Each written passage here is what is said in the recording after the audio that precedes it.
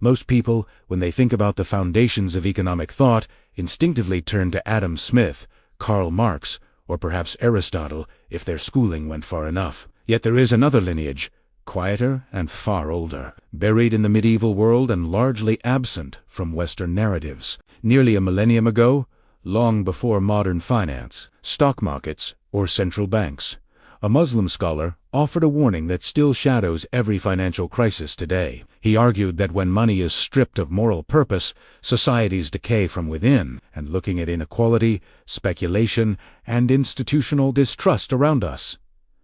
Now, it is hard to escape the sense that he understood our age with unsettling clarity. This is the story of Al-Ghazali, where money, morality, and history collide. To understand Al-Ghazali, one of the most profound thinkers of the Islamic Golden Age, you must picture a world both strikingly alien and eerily familiar. The year is around 1100 CE. Europe remains fragmented, emerging slowly from the shadows of the early medieval period. Its cities are small, trade is localized, and learning is scarce. Meanwhile, the Islamic world stretches from the Iberian Peninsula in the west to the edges of India in the east. Its cities, Baghdad, Cairo, Cordoba, home with activity. Trade caravans traverse deserts, carrying silk, spices, textiles, and precious metals. Scholars gather in libraries and mosques to debate theology, philosophy, medicine, and mathematics. Markets are thriving, guilds are forming, and wealth moves faster than society can fully grasp. In this vibrant but unevenly distributed prosperity, Abu Hamid al-Ghazali emerges. He is at once philosopher, jurist, theologian, and social critic, a thinker who could illuminate both the nature of the soul and the inner workings of an economy with equal clarity. Born in 1058, in Tusa, Persia, he quickly rose through intellectual ranks. By his mid-30s, he held one of the most esteemed teaching positions in the Islamic world. Yet it was not his title or influence that distinguished him. It was his courage to challenge conventional wisdom. Al-Ghazali observed a society intoxicated with wealth, yet adrift in purpose. Markets were expanding, trade routes flourishing, but human behavior lagged behind material progress. Society obsessed over accumulation, yet moral grounding weakened. Economies thrived outwardly but were decaying at the core. He asked a question few had dared to articulate. What occurs when civilization grows materially faster than it grows wise? To answer, he turned a profound gaze to money itself. What surprises many modern audiences is how prescient his approach was. Al-Ghazali was not merely a religious thinker. He was among the first to examine money in moral, psychological, and systemic terms. Where Aristotle treated money as a practical invention, and later economists abstracted it into equations, Al-Ghazali explored how currency affects behavior, trust, and societal cohesion. He scrutinized how incentives, greed, and fear interact with financial instruments, shaping the fortunes of entire communities. For Al-Ghazali, money had no intrinsic virtue. It was not meant to be idolized, hoarded, or flaunted. It was a tool, a facilitator of exchange and cooperation. He likened it to a mirror, empty on its own, meaningful only in reflection. Its value lay not in the metal it contained, but in the social and economic networks it enabled. Modern economists would rediscover this insight centuries later, but Al-Ghazali articulated it in an age when most Europeans measured wealth primarily by land holdings or spoils of conquest. From this understanding flowed his groundbreaking insight: hoarded money is dead money. Wealth locked in private coffers, hidden in vaults, or buried in gardens was not merely idle.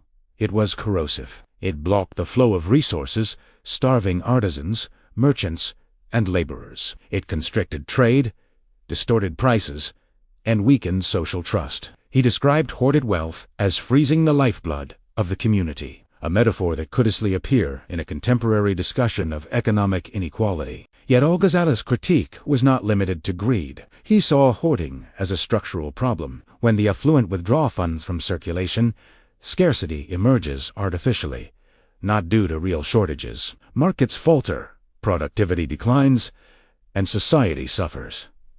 He then tackled the issue of speculation. Al-Ghazali despised those who manipulated markets for personal gain, creating shortages, inflating prices, or exploiting disasters. Such actions were, in his eyes, moral corruption. Profit divorced from contribution. Who profits from the misfortune of others profits from corruption, he insisted, highlighting the contagious nature of ethical decay. Al-Ghazali was not anti-business. He recognized trade as essential, natural, and capable of fostering virtue when conducted honestly. His opposition was to deceit, false weights, tampered measures, concealed defects, and deliberate misinformation. To him, markets functioned only when participants trusted each other. Trust was the invisible infrastructure supporting every transaction, every contract, and every coin. Without it, commerce collapses, not through scarcity of resources, but through erosion of confidence. Labor, too, carried moral weight. Work done with effort and skill built character, while unearned wealth, accumulated through manipulation, deception, or idle speculation, corroded the soul. This principle was both spiritual and practical. Societies prosper when citizens contribute productively. They decline when exploitation dominates. He extended this vision to rulers and monetary policy. Medieval leaders often debased coinage, reducing precious metal content to stretch. Budgets, effectively taxing the populace covertly. Al-Ghazali condemned this as theft. Devalued currency undermined trust, punished the poor, and destabilized markets from the top down. Rulers, he argued, should preserve fairness rather than manipulate for short-term gain. Corrupt leadership radiated harm downward. When rulers cheated, merchants followed suit. When institutions tolerated dishonesty, individuals abandoned ethical responsibility. The result was a cascading chain of distrust across society. This emphasis on systemic morality was revolutionary. Al-Ghazali recognized that money, labor, and governance were intertwined, and that economic collapse is rarely about running out of resources.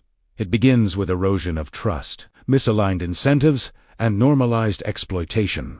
Al-Ghazali's insights extended beyond markets and labor to the very mechanisms of currency itself. He observed that when rulers tamper with money, whether by debasing coins, overprinting, or introducing artificial scarcity, they undermine trust at every level. Currency, he argued, is more than metal or paper. It is a social contract, a shared belief system. Break that belief, and the entire economic order begins to unravel. In his lifetime, political fragmentation was rife. Regional governors competed for resources, dynasties struggled for legitimacy, and rulers often sought quick fixes to fiscal shortfalls. Some raised taxes to oppressive levels. Others manipulated coinage to fund military campaigns or lavish palaces. Still others seized merchant assets or borrowed recklessly, leaving future generations to shoulder the burden. Al-Ghazali saw all these strategies as short-sighted and destructive. He warned that corruption at the top spreads downward like a poison. When rulers engage in deception, merchants and traders feel justified in bending rules, and ordinary citizens abandon trust in institutions. Markets no longer operate smoothly. Contracts lose their meaning, and the social fabric frays. Al-Ghazali's message was clear. A society can endure poverty, but it cannot survive systemic corruption. Collapse is rarely a result of resource scarcity. It is the disintegration of trust, the invisible infrastructure that holds together every exchange, every contract, and every coin. Speculation, in Al-Ghazali's view, was a form of moral hazard. He condemned those who profited from crises without contributing value. This principle resonates strongly with modern observers.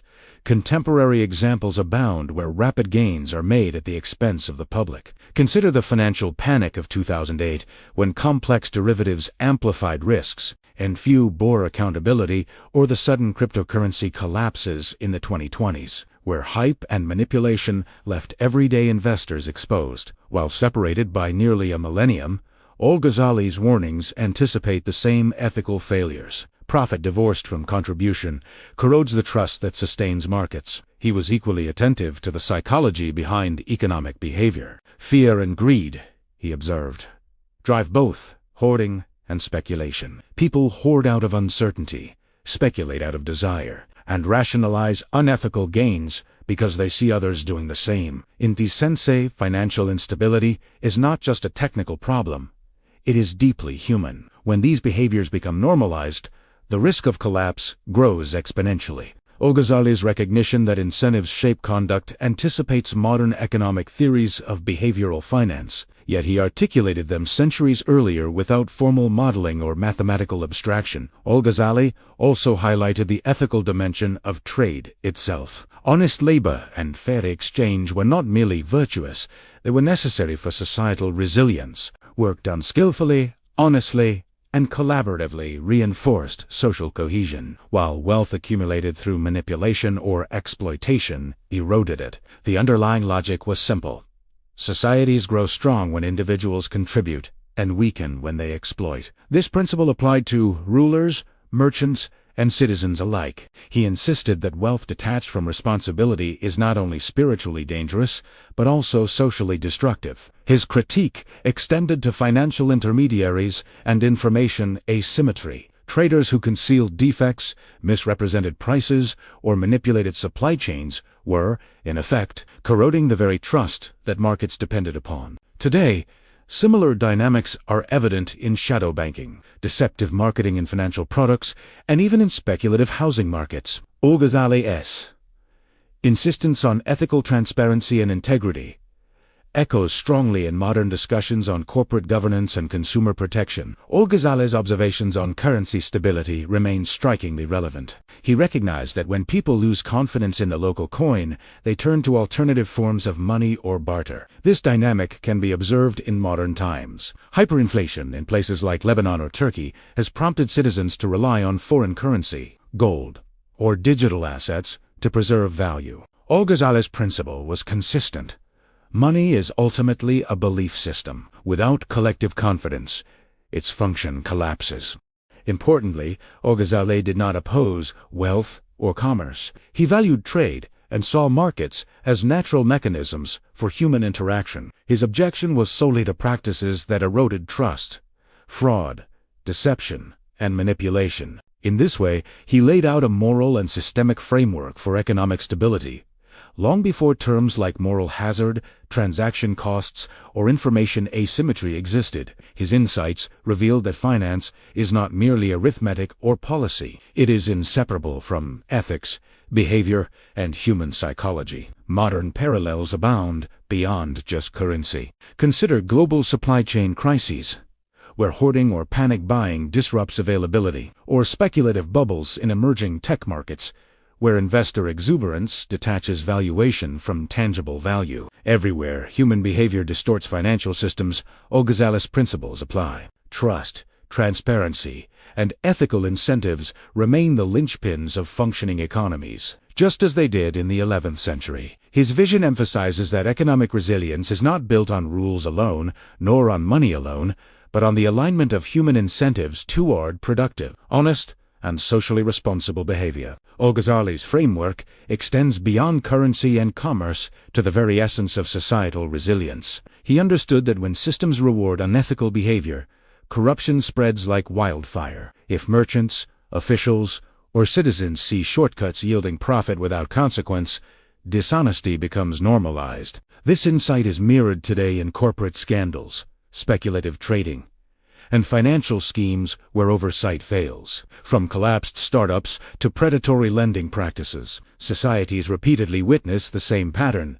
When incentives are misaligned, even robust markets falter. He also emphasized the moral dimension of wealth accumulation. For Al-Ghazali, prosperity detached from responsibility is not just spiritually hazardous. It destabilizes communities. Consider modern parallels. Multinational corporations exploiting tax havens, excessive wealth concentration, or rapid speculation in housing and commodities. These situations echo his warnings, demonstrating how hoarding, manipulation, and moral disengagement threaten social cohesion and economic stability alike. Furthermore, Al-Ghazali anticipated the consequences of public distrust in governance. When rulers or financial institutions manipulate currency, impose unfair taxes, or conceal risks, citizens lose confidence. Modern instances are abundant: hyperinflation in Venezuela, banking crises in Cyprus, or sudden devaluations in emerging markets show how mistrust drives people toward alternative assets,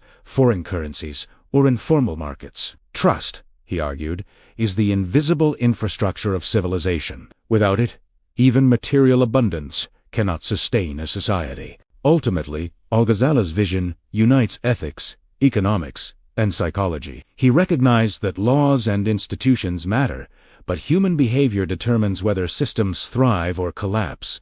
Fear, ambition, and greed are universal drivers. Aligning incentives with honesty and contribution is essential to prevent societal decay. Wealth must be coupled with responsibility, trade with integrity, and currency with trust. Societies prosper when individuals contribute more than they extract, and they falter when exploitation becomes the norm. Viewed through this lens, his analysis reads less like medieval philosophy and more like a blueprint for understanding today. As financial and moral crises, from global supply chains to volatile markets, from corporate ethics to public governance, the lessons of Al-Ghazali remain profoundly relevant. He shows that money is not merely a tool of exchange, but a reflection of collective values, and when those values erode, the consequences ripple across every corner of society. That's why Al-Ghazali's insights remain crucial today. In a world marked by soaring debt, speculative frenzy, eroding trust,